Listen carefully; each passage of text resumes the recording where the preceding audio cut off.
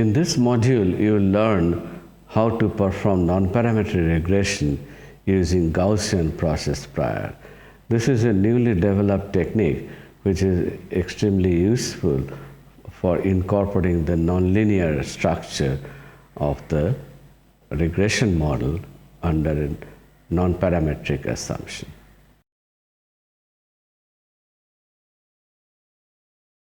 In this module, we'll talk about a new nonparametric prior called Gaussian process prior, which is very useful in nonparametric regression problem. So what is the Gaussian process prior? We'll go over through our learning objective in this module. So first we'll introduce what is the Gaussian process. Then we'll talk about function space view and some minor application. But again, the details of the applications will be given in your lecture notes.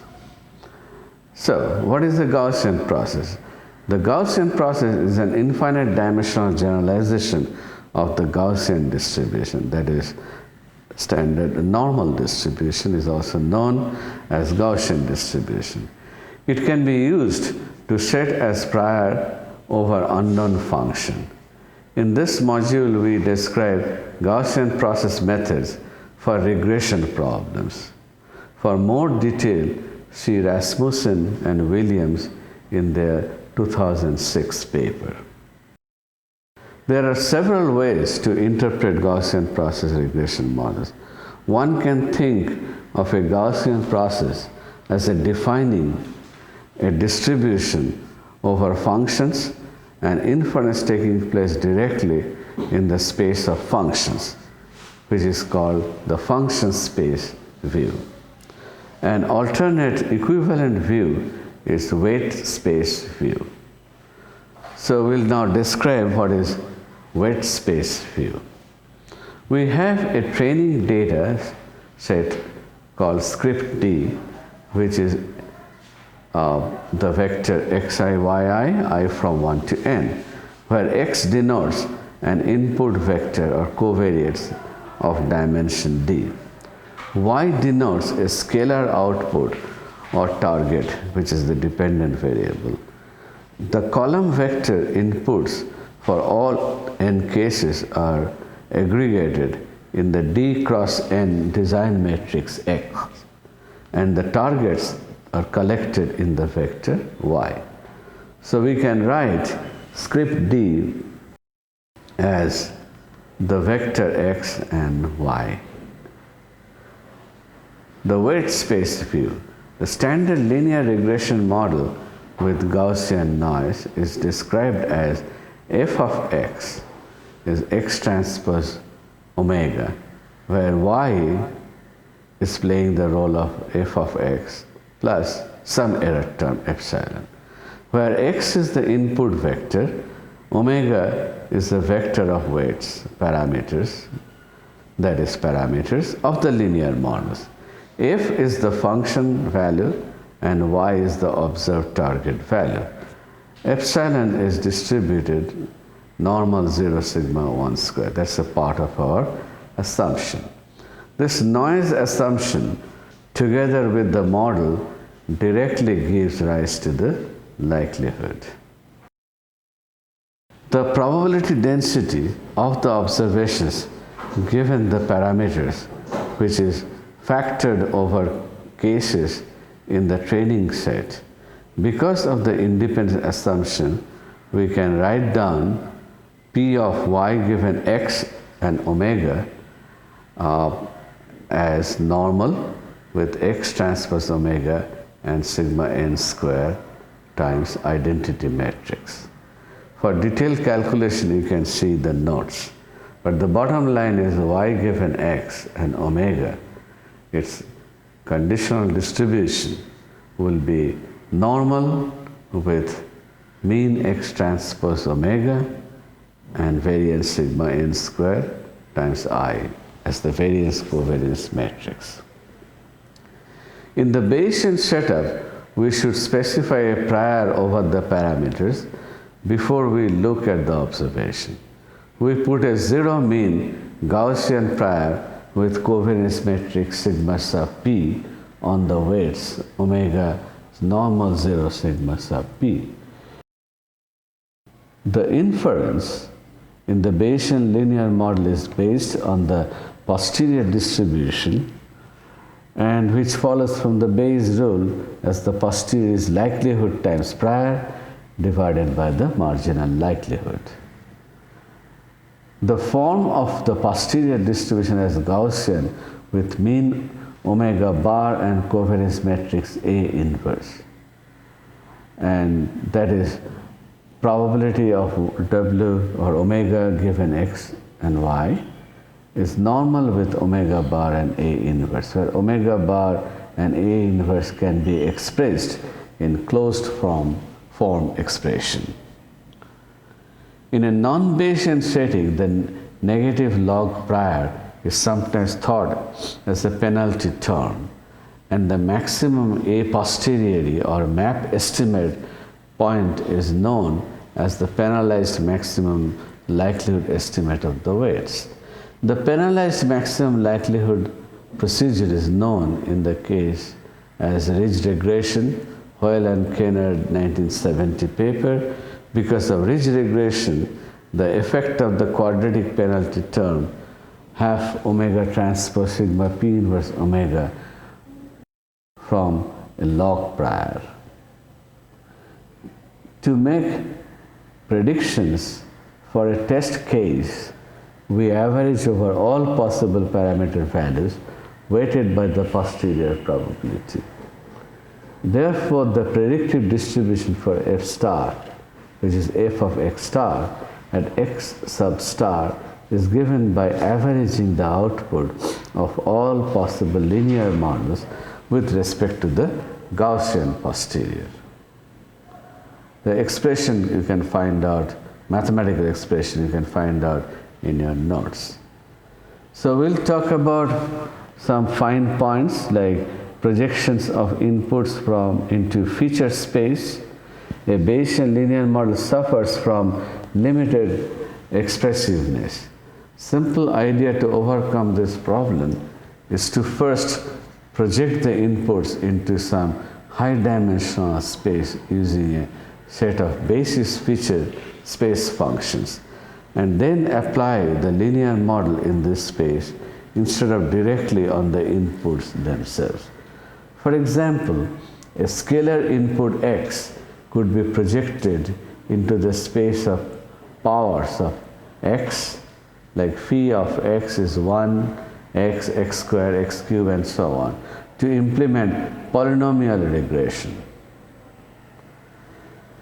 As long as the projections are fixed functions, that is independent of the parameters w, the model is still linear in the parameters and therefore analytically tractable. Specifically, we introduce the function phi of x, which maps a d-dimensional input vector x into an n-dimensional feature space.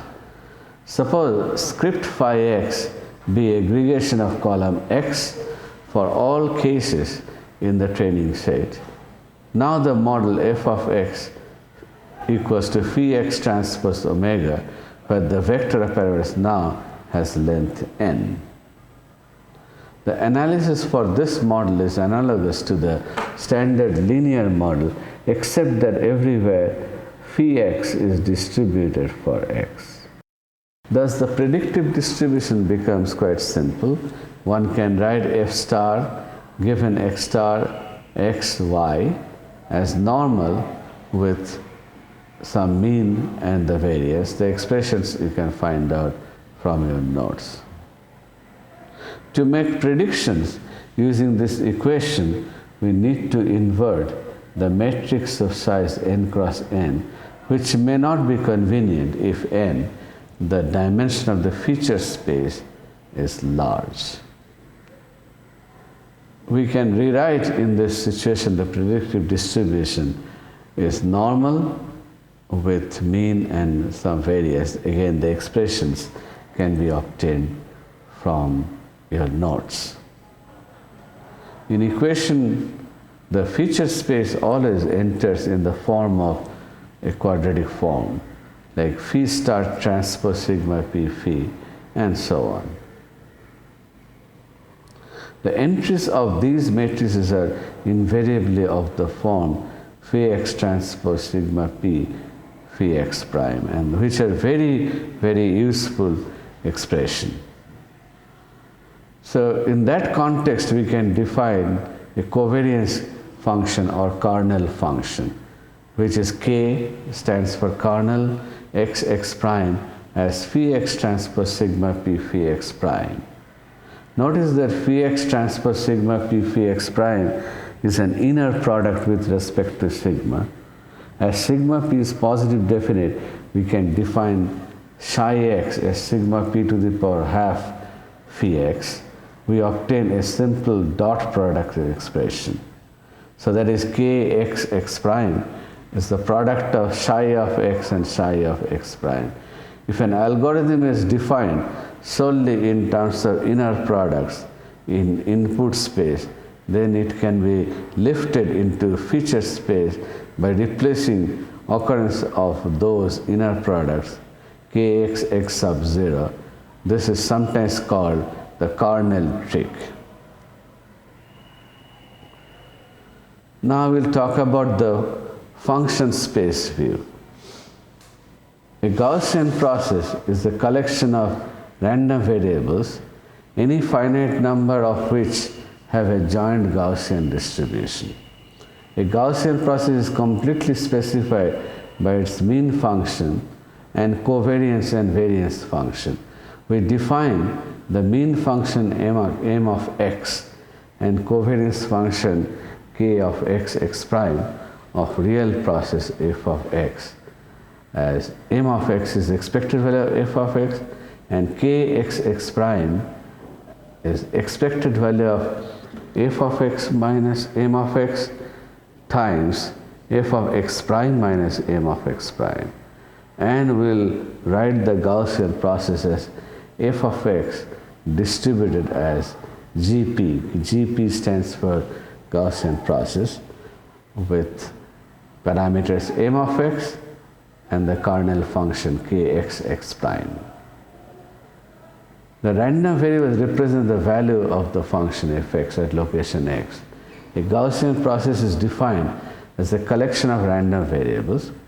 The definition automatically implies a consistency requirement, which is also sometimes known as marginalization property.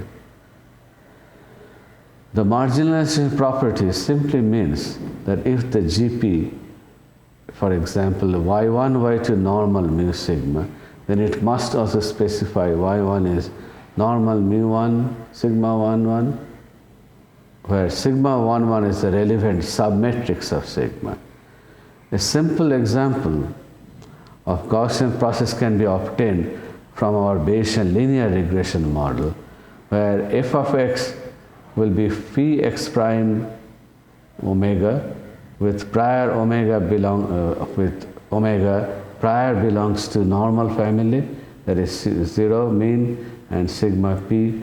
We have for the mean and covariance, then expected value of fx will be 0 because the expected value of omega is 0, and expected value of fx prime will be phi x prime sigma p phi x, a nice quadratic form.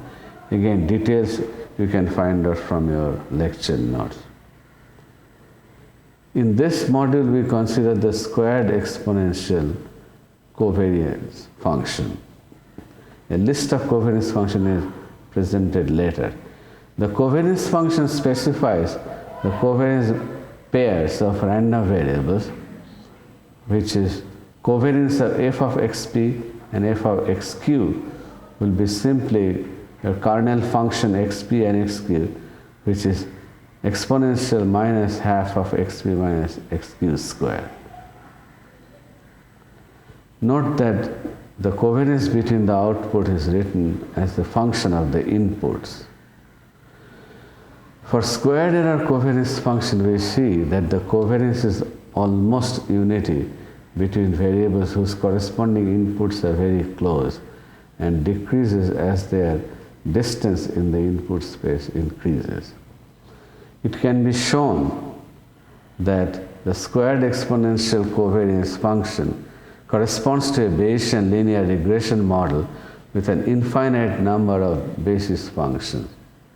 For every positive definite covariance matrix K dot dot, there exists a possibly infinite expansion in terms of basis function known as Mercer's theorem. We generate a random Gaussian vector with this covariance matrix. F star is normal 0 with the kernel function x star.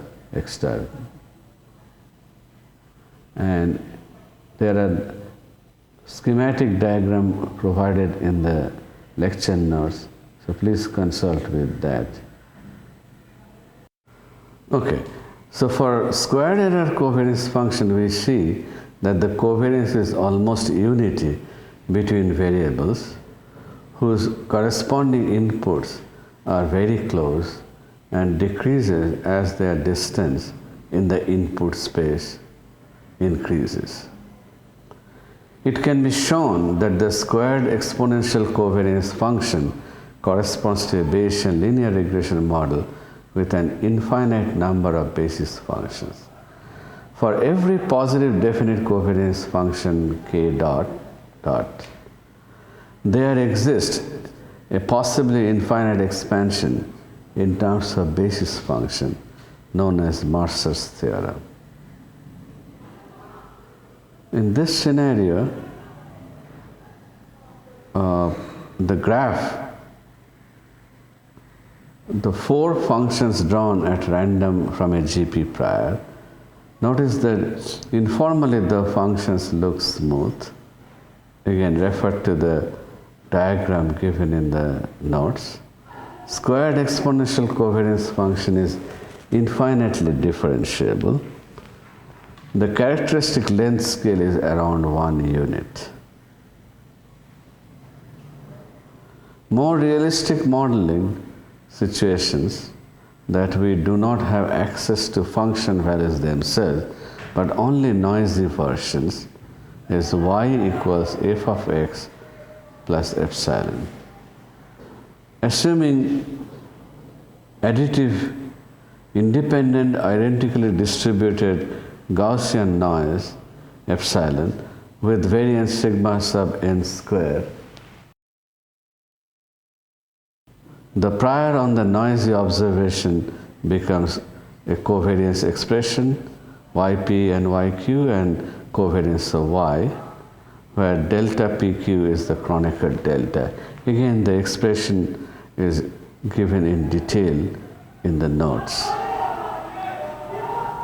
So in the function space point of view, we write down the joint distribution of the observed target values and the function values as a multivariate normal with mean vector 0, and covariance matrix consists of the kernel functions. The detailed expressions are given in the lecture notes. And finally, we can get the predictive equations for Gaussian process regression. Now, what happens if we vary the hyperparameters? The covariance functions that we use will have some free parameters. For example, the squared exponential covariance function in one dimension has a form which involves certain parameters. So we can vary the parameter, and then, for example, we observe the length L, the signal variance and noise variance can be varied. In general, we call the free parameters as hyperparameters. And one can now estimate the hyperparameters by different methods. One is the marginal likelihood, which is an integral of the likelihood times the prior. The term marginal likelihood refers to the marginalization over the function values f. Yeah, under the Gaussian process model, the prior is Gaussian, and therefore y given f is normal, and one can write down the log likelihood function as simple expression involving quadratic forms and a constant term. This result can also be obtained directly by observing that y is normal with mean 0 and covariance matrix k sub theta plus sigma n squared times identity. And using those expressions, and again the details are all given in the lecture notes, one can assume suitable hyperparameter on theta and sigma n squared as p theta times p sigma n squared, and then the log posterior distribution can be expressed proportional to sum of 3 log terms, and the posterior mode is obtained very easily then, which is expressed as theta hat or map estimate is the argmax of log of p theta sigma n squared given y and x. And estimate of the variance will be sigma n hat square is argmax of log of p theta sigma n squared given y over x, where in the first expression the maximization is over theta, and in the second posterior mode the maximization is over sigma n square, which will be a positive real line. And one can also write down the different estimated curve and their credible intervals or bands. So in this module you have learned about Gaussian process, its properties, and how it's very useful for development of the nonparametric regression method.